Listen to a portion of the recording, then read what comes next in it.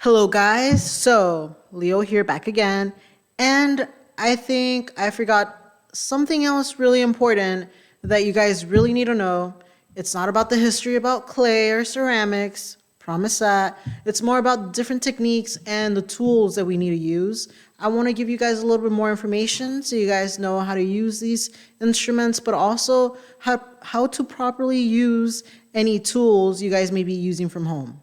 So, before I start, I want to let y'all know that the materials that you guys will find in your boxes should include some Crayola clay, which is what I'm using in the video, as well as some paint, some paint brushes, a little bit of Mod Podge, which is a nice glaze that we'll be adding onto once your item is done, like fully dried and also painted and fully dry as well.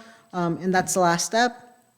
However, in my video, I did use tools that I found in my house, such as forks, knives.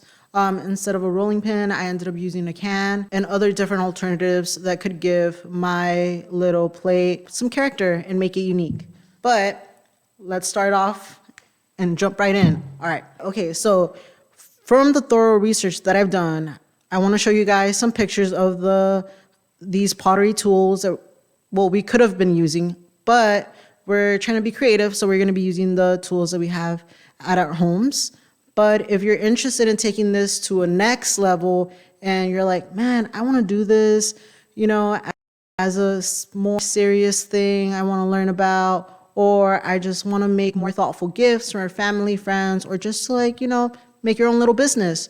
So I'm going to show y'all some images, and then I'm going to read to y'all from this article that I've been reading about the different usages and the names of these tools. So let's take it away.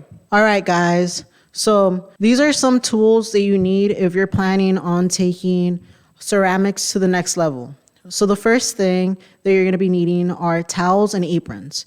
And the reason because you need towels and aprons is because, like I mentioned before, clay is really messy. And it's always good to have control of your clay by having cotton towels around so it can absorb the wetness of the clay. The 11th item are calipers, potter's calipers. Potters use this type of caliper to measure the inner and outer dimensions of pots, where they will meet with other parts of a set. For example, they are especially useful when measuring lids for jars, measuring the base of a cup to match the depression in the center of a saucer, and measuring the base of a pitcher to match the interior floor of a basin. For what we've been waiting for, I'm going to be showing y'all the coil method, and I'm going to be showing you guys how to do the pinch pot method.